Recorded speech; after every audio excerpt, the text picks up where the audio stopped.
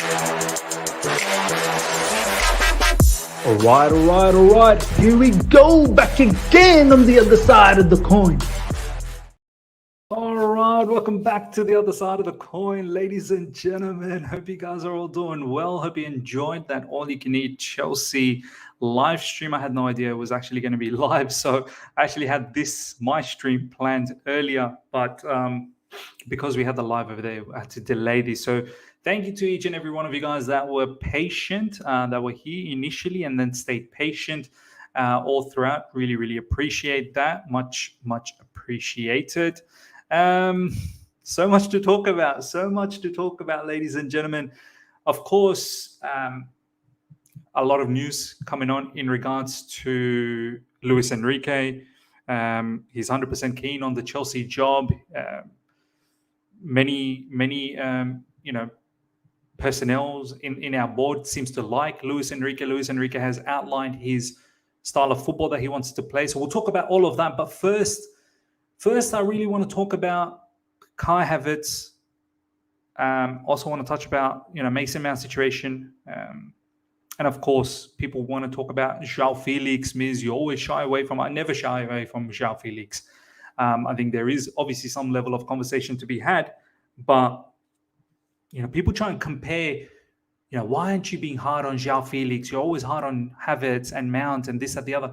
Havertz and Mount have been in our club for a long time. Like they've been around. Like we've seen them. Like João Felix literally just came yesterday. So there needs to be some sort of context put on that. But we'll talk about João Felix as well, of course. But first of all, ladies and gentlemen, Kai Havertz. Look, I've said this season was an important season for Kai Havertz. I said that this guy needs to show in his third season why we've spent that level of money for him, and he needs to justify. That particular transfer fee, and we're not going to just live on simply due to that Champions League winner. And I thank him for that. Of course, I thank him for that. And he seems to be a big game player, which is fine. He scored goals in Club World Cup. He scored goals, provided an assist, I believe, in the Super Cup. When it comes to big matches, he does tend to do well, which is fine. But overall, his time at Chelsea Football Club has been so poor. So poor. Yesterday, once again, just like many other matches that we've seen, ladies and gentlemen, once again, dispossessed, easily knocked over. His first touch is poor. And I'm not even going to talk about his finishing because his finishing was never there. I mean, how difficult is it for you to pick a spot and smash a shot in? You're always trying to be cute. You're always trying to dink the ball in. You're always trying to run around the goalkeeper. Mate, have some belief, pick a spot and bury it. Do you know what I mean? So I see Fly saying, you used to call Havertz generational, especially you, Miz. Do you know what? When I saw him live, I did think he was special. I really did. But it didn't turn out to be like that. It hasn't turned out to be like that. So I'm not going to sit here and say, "Oh my God, what a fool I was." But from what you see in live, you sort of feel that he's got the elegance, he's got all the attributes, but he doesn't seem to put it all together. And it all comes down to him not being serious. He said it in his recent comments. Football is not the most serious thing for him. For me, if you're a footballer and you want to provide comments, you want to connect with the fans, I don't think that's how you should connect.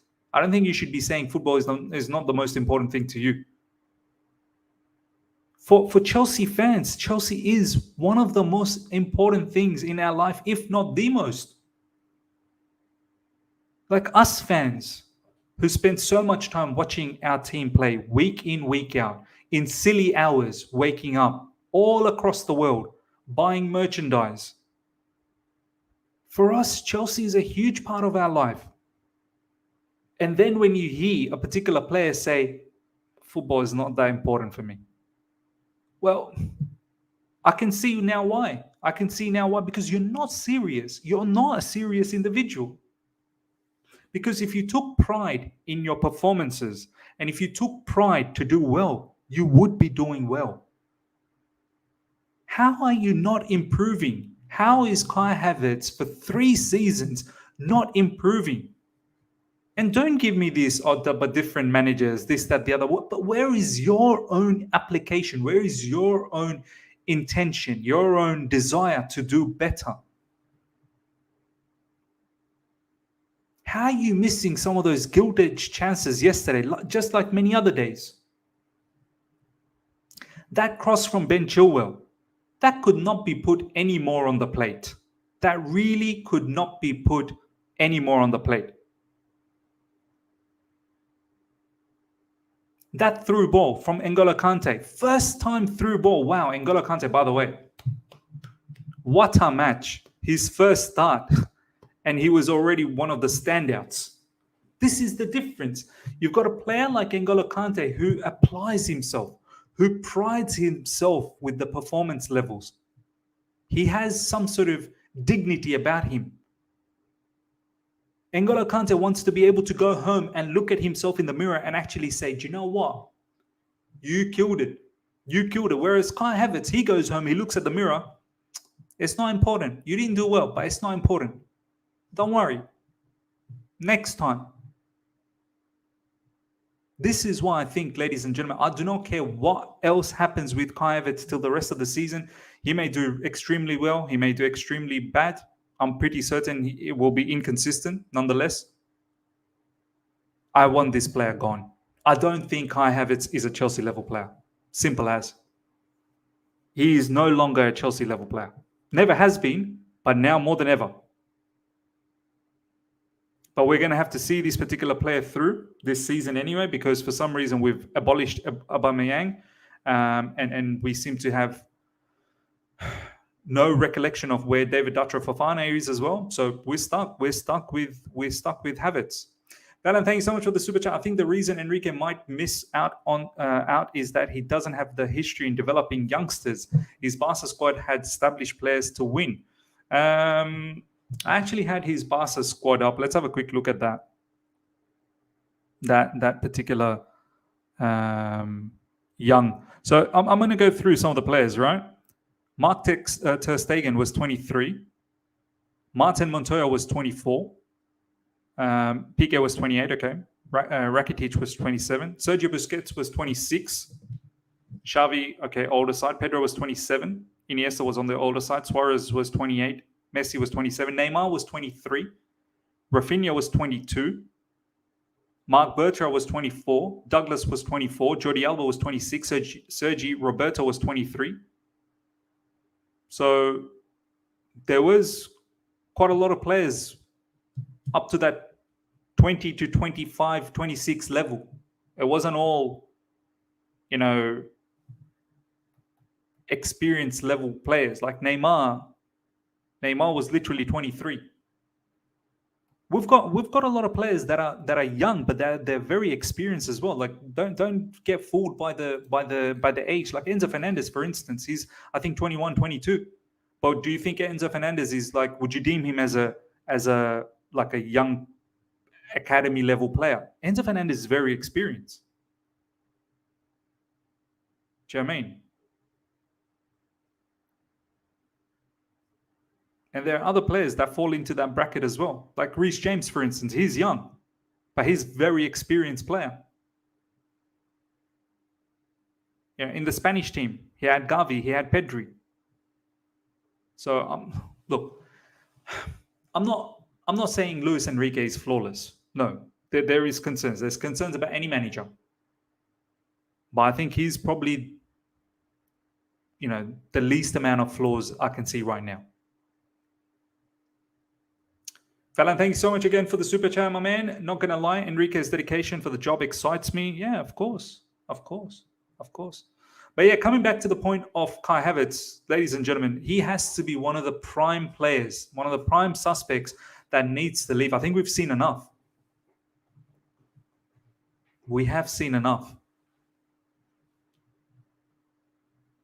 I mean, we cannot continue with these level of players to carry our team forward and bank on them to score a load of goals for us.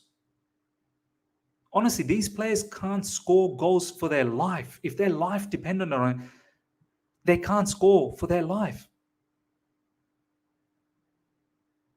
It's mad.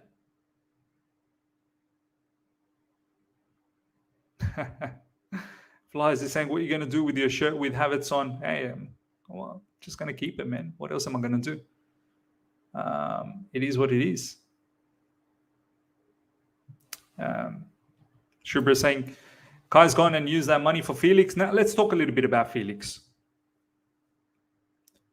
Look, I'm not entirely over the moon with Felix either. I think Felix has far better qualities than Kai Havertz as an overall package. Felix doesn't just get bundled over. Felix doesn't get dispossessed. Felix barely has that many mistimed passes. Felix is much better in tight positions. Felix's first touch isn't poor. Felix has the burst of pace. Felix can dribble past players. My issue with Felix at the moment is that, once again, when it comes to the final third, he's not clinical enough. And that's important. We need someone who's going to be clinical enough for us in the final third. We cannot be entering another season where we're harboring many players who are great up until the final third, and then in the final third, they're just not good enough. We cannot. We harbor a lot of players in that caliber, in that particular bracket. We need to bang in goals. In the Premier League, we've scored 29 goals this season. That's not acceptable. I'm pretty sure Erling Haaland has scored way more goals than us as a team. That is not good enough. We cannot beat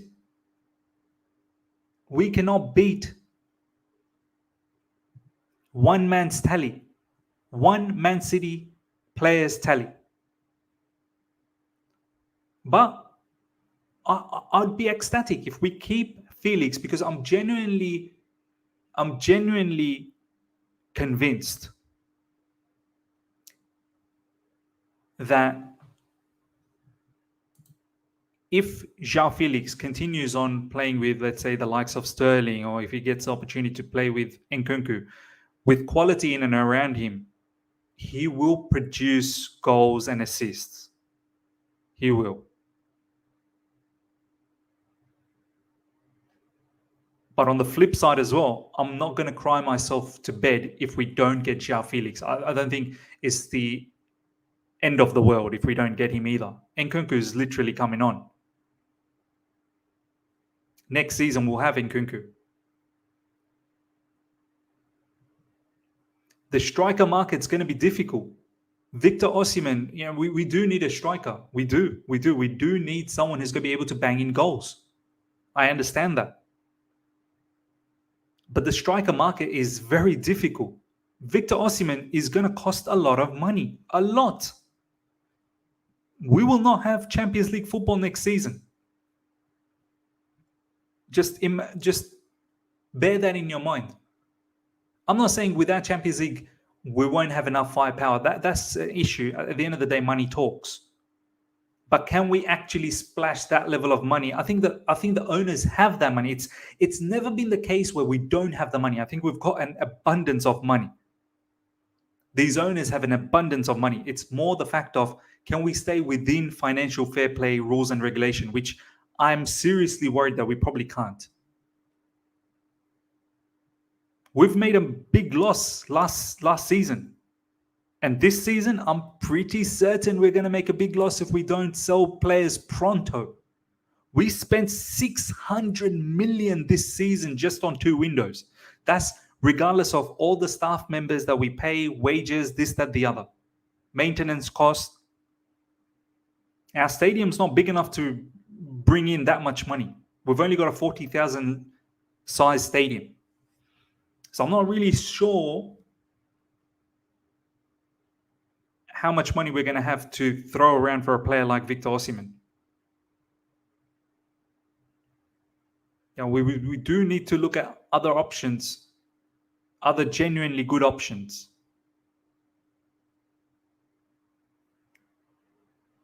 Randall Colomuani is one that I'm very interested in. He's mobile. He's mobile striker.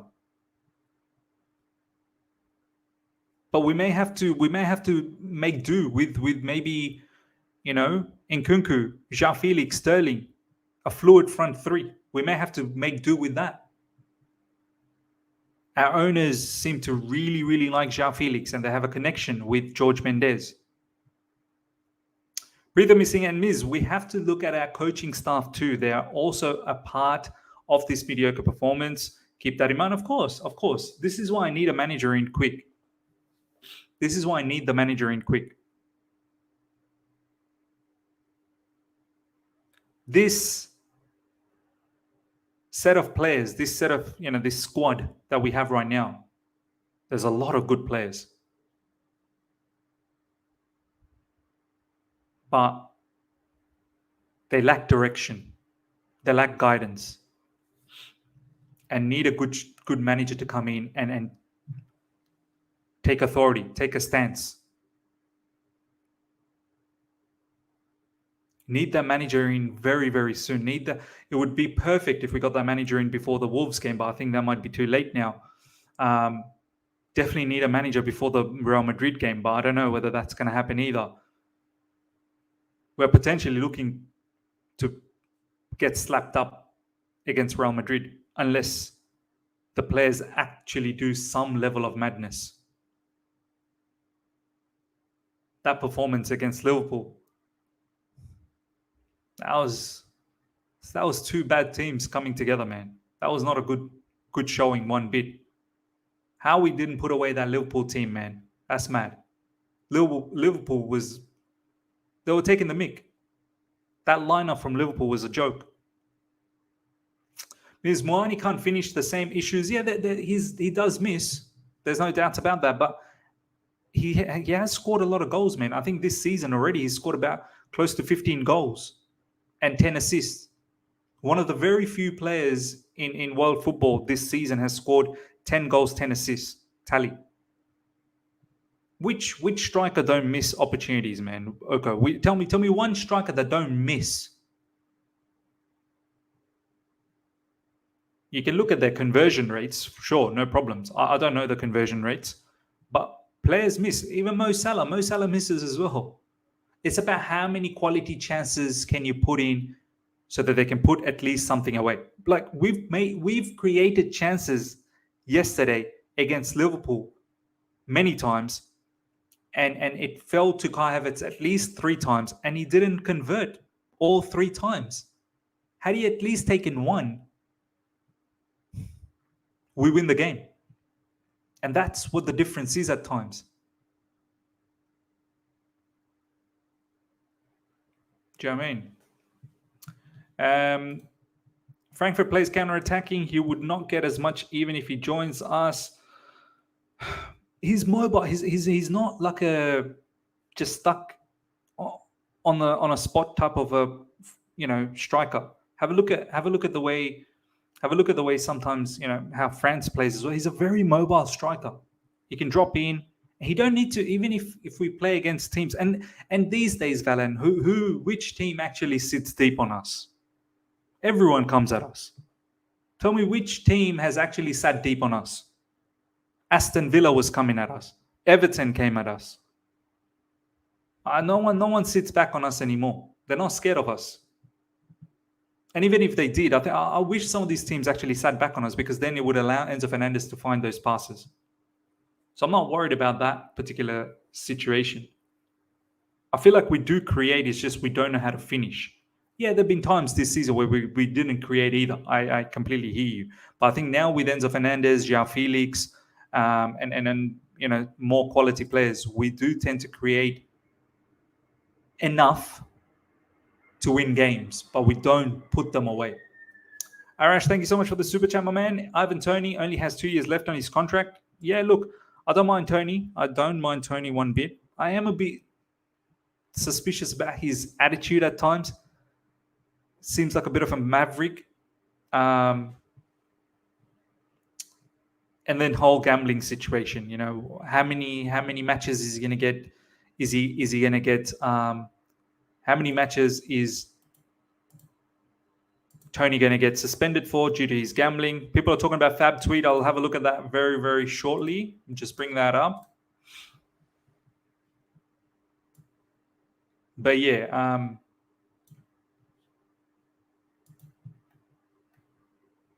that's the thing with Ivan Toney. It's that gambling situation. How long is he going to be away for that? Okay, 1 minute. Chelsea are very happy with N'Golo Kante's attitude, as he's been excellent professional as always in the last complicated 8 months. Negotiations over a new deal are underway. Club want to develop talent, but also need experience and leadership. Kante is part of that project. He was captain. He was so damn good. He was so damn good. We missed him. We dearly did miss him. With no Jorginho, I definitely would like to have Kante around. We'll talk about Luis Enrique. Actually, let's talk about Luis Enrique when we end things with Mason Mount. I think with Mason Mount, something interesting. Find it very, very strange how Mason Mount can't even come off the bench anymore. Like, I've said it recently. Maybe he's not good enough to start at the moment, but at least come off the bench. Like, give us some sort of impetus to win a game.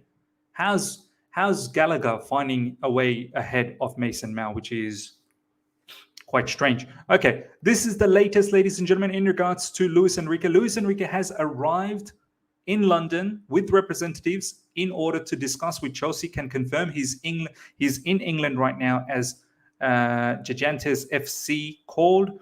Luis Enrique 100% keen on Chelsea job. Chelsea will also continue talks with Nagelsmann, favorite candidate. Looks like Nagelsmann is still the favorite, but Luis Enrique is impressing. This is coming from Miguel Delaney and Independent. In talks, Luis Enrique explained that he has a high intensity and high pressing approach that suits the young players the club had signed. So look, when these guys are doing their interview, I hope they're asking all the right questions of the potential new manager. Like, I hope they're asking, how are you going to manage the players that we've got? What is your plans? We need to understand. We've bought all of these players. How will you utilize them? It's very, very important that they utilize them properly. Luis Enrique has arrived with his representatives to talk about Chelsea. Enrique sold clear vision for Chelsea's team, and the hierarchy are interested in his tactics. There you go. There you go. Obviously, my preference is Enrique. I've made that quite clear as to why. With Enrique, I feel like there's a certain level of respect, certain level of authority that you're going to get from the get-go. Some of these players would see him and go, okay, well, you managed the best. Messi, you managed Neymar, Suarez, Sergio Busquets, Iniesta, Xavi, Dani Alves. Do you know what I mean? You've won it all. 3 seasons at Barcelona. Enrique will definitely have that level of authority. And our playing group needs authority. Our playing group needs authority. It seems to be too much of a joke for some of these players. They need to become very serious. Do you know what I mean?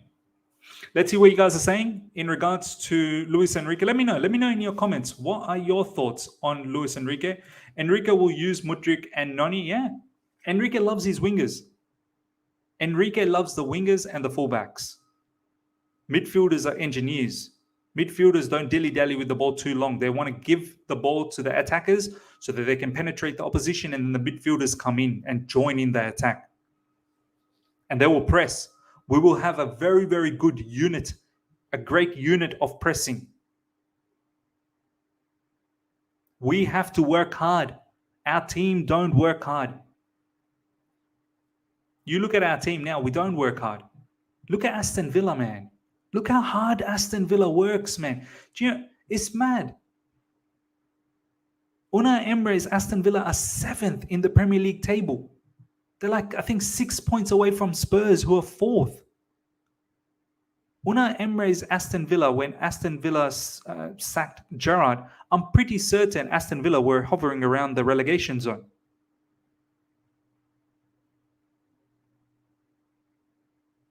You put the right manager, they will create a structure for you.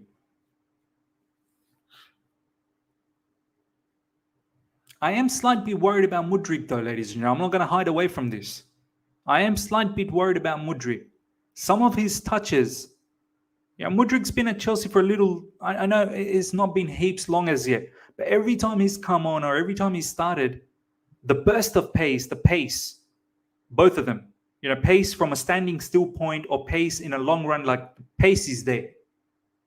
We've seen there is quality with his passing as well. The vision with his passing is there, but sometimes with his touches, I am a little bit concerned. There needs to be some level of polishing that needs to be done with Mudryk. Mudryk is by no means the final product as yet. Just a tad bit of concern is definitely there. I'm hoping it turns around for me. I'm really, really hoping it turns around. Noni Madueke, I'm just surprised at how this guy doesn't even get any opportunity off the bench, at least some level of minutes. I find that quite strange. But I'm hoping whoever the new manager is can come in and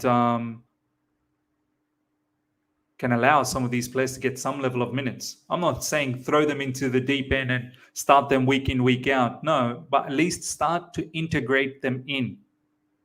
We have spent a bit of money on some of these players. Mudryk was 100 million. Do you know what I mean? That's what an elite coach is all about. Because of Vivell, I'm okay with Nagelsmann, but Enrique is better. Look, I'm not going to be too fussed if we get Nagelsmann either. I rate Nagelsmann. I'm just worried, can Nagelsmann command the same level of respect with our playing group? I just don't want to get into a situation where some of our players are still not serious. And if that's the case, I hope we don't replace Nagelsmann. I hope we get some of these players out.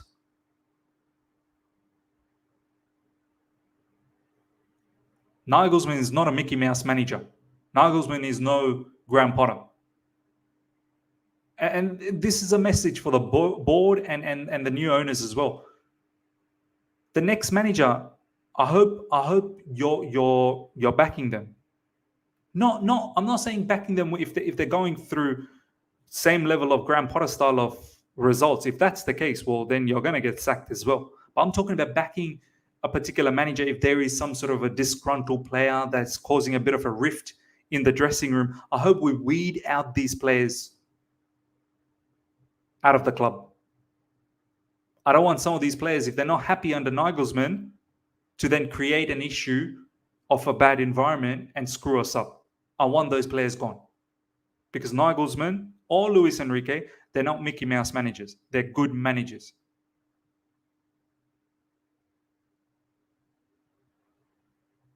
But if Nagelsmann or Luis Enrique goes through the same sort of results like Graham Potter, where the record is damn bad, then it don't matter anyway. It don't matter. If the players are going to be disgruntled, they're going to make fun of you behind the back, well, you're going to get chopped. The manager will get chopped. It's simple as. Fallon, thanks so much for the super chat. I find it strange that Winston Lee, Stewart, and Vivell want Julian Nagelsmann. However, it seems the owners are going against them by looking at Luis Enrique. Then why hire them? Yeah, no, I don't like that either. I don't like that. These owners, if you've hired people to do a job, Winston Lee, Stewart, and Vivell to do a job, then you're going to have to listen to them. Of course, have your opinions. I can understand the owners having some concerns as to why Nagelsmann got sacked from Bayern. I think owners have the right to understand that situation. What happened? I think I saw a report, a particular tweet stating the owners want a document as to what has happened with Nagelsmann at Bayern Munich. What was the fallout? I think the owners have every right to understand this because they want to make sure that this doesn't happen at Chelsea Football Club. Is there an attitude issue? because the way Nagelsmann got sacked, that was out of the blue, man. Extraordinary. Then you start hearing Manuel Neuer weren't happy. Then you start listening to Salihamidzic and Oliver Kahn saying they didn't appreciate how Nagelsmann took a day off after losing to Nagelsmann went on holiday after losing to Bayer Leverkusen. So we do need to understand the situation. How much of it was Nagelsmann's fault? How much of it was the board's fault? How much of it was the players' fault? We do need to understand so that we don't replicate that at Chelsea Football Club again. But the owners also need to listen to people that are in charge at the moment, Winston Lee, Stewart, and Vivell. If they're saying Julian Nagelsmann, then owners should put some weight on it. Or else, what's the point? What's the point? President Jafar, thank you so much for the super chat. Enrique says he has to touch up on his English. Now, I've heard him, man. Like he knows how to speak. He's quite good with English. If he wants to touch up on it, man. It's only beneficial. Balan, once again, thank you so much for the super chat. My concern about Julian Nagelsmann is his mentality. He was sacked less than 2 weeks ago. Coaches need time to understand and reflect, not straight into another drive. Absolutely. We said this, Ryan and I, we talked about this in our podcast. If you've missed out on it, check that podcast out, ladies and gentlemen. We said that Nagelsmann literally haven't had the time to assess what has happened. Like at least Thomas Tuchel, when he got sacked from Chelsea, he had the time to go away and relax and unwind and just take everything in. And then he found the job with Bayern Munich. Like Nagelsmann, literally, I'm pretty certain he would still be scarred. He's a Bayern fan. Nagelsmann grew up as a Bayern fan. It was his dream job to get Bayern Munich. And the way he just got chopped out of the blue, flawless in Champions League, no losses, all wins this season. Only a point behind Dortmund. And to be chopped like that. Surely that takes a little bit of time of recovering, right? Last but not least, ladies and gentlemen, I want to talk about Mason Mount. What's going on? What is going on with Mason Mount, ladies and gentlemen? This brother, every match, all we tend to see is he comes out by himself and he's clapping to the fans. It's definitely a PR move. A lot of people are, talking about this. Why aren't you gathering your teammates to come and clap with you? If you're really a leader, if you really want to showcase leadership quality and you're concerned, why aren't you bringing a lot of your teammates to come and clap with you? Why are you all going by yourself? For me, all of this clapping business never meant anything anyway. I couldn't care less.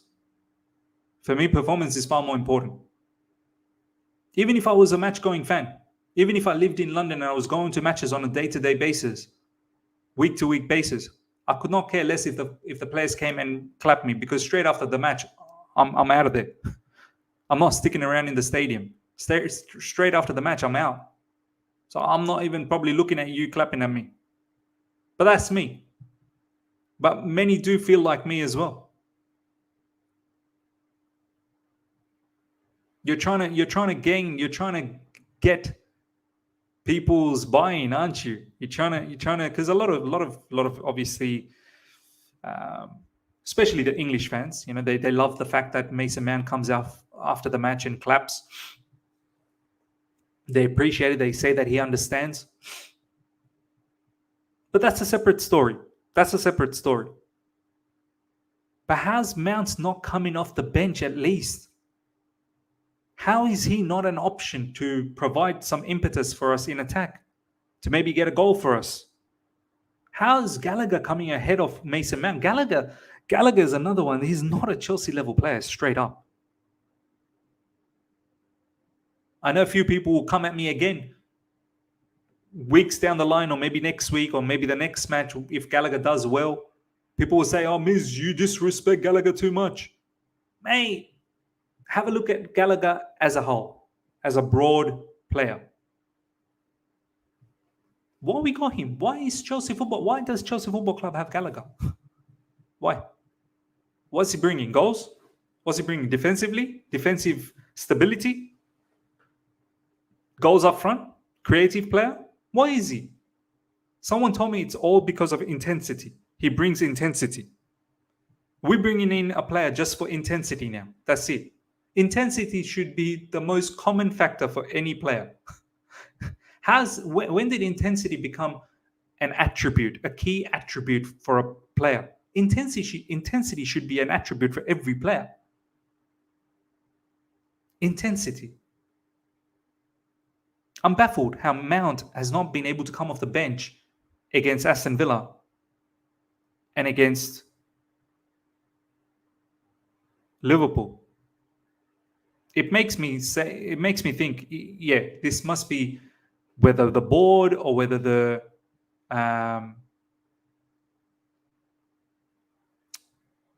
owners, there must be a direct instruction that if he's not going to sign the contract, then he's no longer part of our future plans, which means he's no longer needed to play for us. And if that's the case,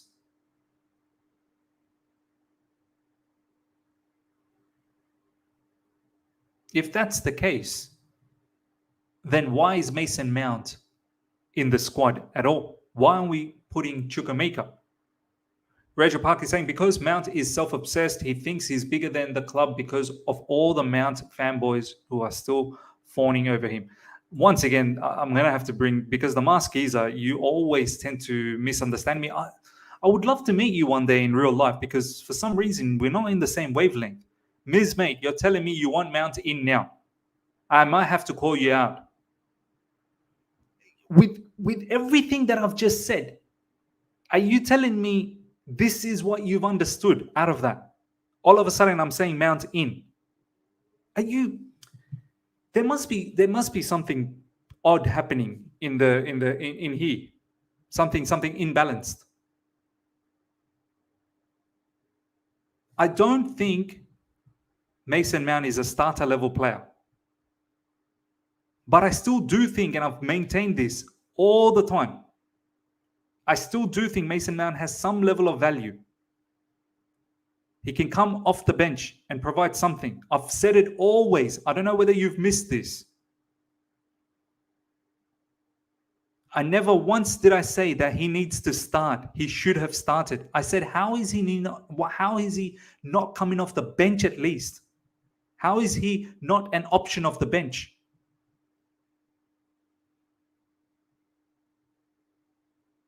Come on, man. You're one of those fans that watch my streams on a regular basis. How are you not understanding what I'm saying? Where am I failing you? Where am I failing you?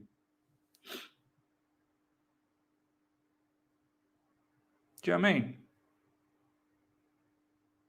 My brother Matisse is on the live chat. Good to see you, Matisse. Ladies and gentlemen, if you missed out on All You Can Eat Chelsea live show, do check that out. Gallagher needs to be sold, not loaned. Yeah, he's not Chelsea level. It's full stop. There is no other long story about this. There is no essay about this. How is Gallagher coming off the bench ahead of Mason Mount? It's mad. But I think it tells me that Mason Mount, either of two things. One, is either the board or the owners have given clear instructions that if this brother doesn't sign a new contract, then that's it. We don't need to focus on him and his development and his future. He's not part of our future. But as I said, if that's the case, why is he even in the bench? Why can't we at least have Chukwuemeka on? Let's give someone who can at least provide something for us. Or two, either Mason Mount, I think, already has an agreement with Liverpool, and maybe Chelsea as well have an agreement with Liverpool. And who knows, maybe the clause is that as long as the player doesn't get injured, then this transaction will happen. I don't know. It's strange to see him come off after the match, walk around and clap to the fans. Why are you doing that? Are you trying to create a good image for yourself? You already have a good image, man. You have a good image. Don't worry about it. You have a good image. All right, ladies and gentlemen, we'll wrap things up. Hope you guys have enjoyed this. Smash up the like button before you go. Well over 400 people live right now. please smash the like button. If you're here for the first time, subscribe. Make sure you subscribe. Let's try and get to 22,000. Luis Enrique has flown to London for talks with Chelsea, looking at all the options. Enrique is the best. He has the best CV, maturity, tactics, experience, leadership. That's it. That's pretty much it. That is pretty much it. Ladies and gentlemen, take care. I'll catch you guys later on UK time, approximately 8:30ish, 9ish, 9:30ish to provide you the latest in Chelsea news. Until then, everyone, take care. See ya.